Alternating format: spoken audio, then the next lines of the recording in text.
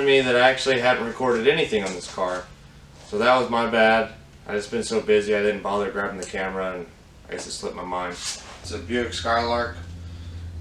It's a really cool car. I love this car.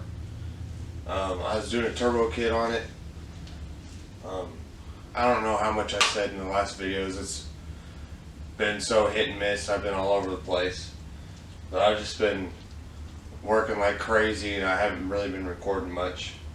But I had the whole turbo kit built and the radiator mounted and everything. But we were going to try to put the oil drain and the timing cover.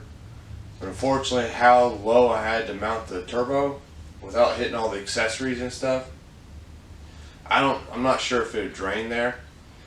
So while I have it here and it's accessible, I just figured I'd just put it in the pan. It sucks because I got to pull the motor to pull the pan, but you know, sometimes that's part of it. But luckily his trans tunnel is removable, so that'll make this a million times easier. So I just got to jack it up, undo the torque converter bolts, pull that panel, that trans tunnel panel, and take the bellows and bolts out and yank it right out.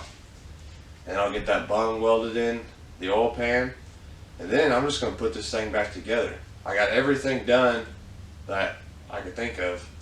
Now I just got to put everything back together and it should be done. I went and got the motor out. It was really easy with the removable trans tunnel. And when I took the pan off, I happened to look up and I was like, wait a second.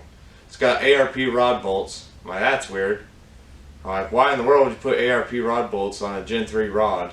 Because the owner of this car thought it was all Gen 3 stuff. And his whole goal was to run high fives, 580s in the 8th. And I'm like, yeah, that'll probably be about what it'll do, but you know, there's no telling how long it'll last being a skinny rod motor. But then I look up and they're like, wait a second, those look bigger than Gen 3 rods. I took the windage tray out, looked up, and sure enough, Gen 4 rods and pistons. So I mean, we lucked out there. He's got a killer motor. I told him, I'm like, dude, you could pin the gate shut on that turbo and this motor would be just fine as long as, you know, we keep the tune-up where it needs to be. So that was really good news. I'm just buttoning up everything I can while the motor's out, make it really easy instead of trying to do it in the car. I'll put all the gaskets on the manifolds. I'm going to put all the gaskets on everything I can on the water pump and all that stuff. And I'm going to clean the oil pan, weld the bung in that, put it back together, then put it in the car and just start putting the turbo kit in. And I'll show you guys all that since I didn't record anything else, so you can kind of see what I did at least. That's where we're at.